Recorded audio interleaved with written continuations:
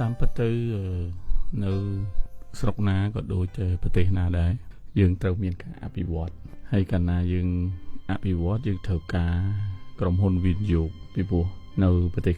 នីមួយៗហ្នឹងមានធនធានតិចដូចប្រទេសកម្ពុជាយើងมันមានធនធានគ្រប់គ្រាន់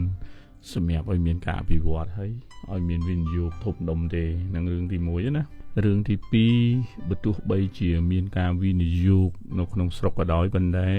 ទំនាក់ទំនងពាណិជ្ជកម្មនៅក្នុងសម័យទំនើបវាត្រូវការមាន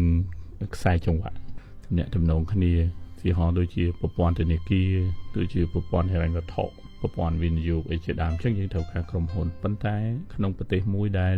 มันមានច្បាប់គ្រប់គ្រាន់มันមានការបង្កលក្ខណៈបរិយាកាសជំនួយវិនិយោគអីត្រឹមត្រូវការវិនិយោគនោះវាអាចមានការរីកចម្រើនប៉ុន្តែវាធ្វើឲ្យផលដែលចេញពីការអភិវឌ្ឍនោះវារត់ទៅរកផ្លូវមួយដែលមានគ្រោះថ្នាក់ផ្លូវមួយមានគ្រោះថ្នាក់ខ្ញុំចង់បញ្ជាក់អំពីវិសមភាពសេដ្ឋកិច្ចវិសមភាពសេដ្ឋកិច្ចហ្នឹងមានន័យថាអ្នកមានហ្នឹងមានដាច់ច្រើនទៅបាទហើយអ្នកក្រហ្នឹងកាន់តែច្រើនហើយកម្រិតអ្នកមាននិងអ្នកក្រហ្នឹងវាកាន់តែខ្លាំងអាហ្នឹងគេមានរូបមន្តគេកណនីគេហៅ Gini coefficient សម្រាប់មើលសន្ទុះកម្រិតអ្នកមាននិងអ្នកក្រ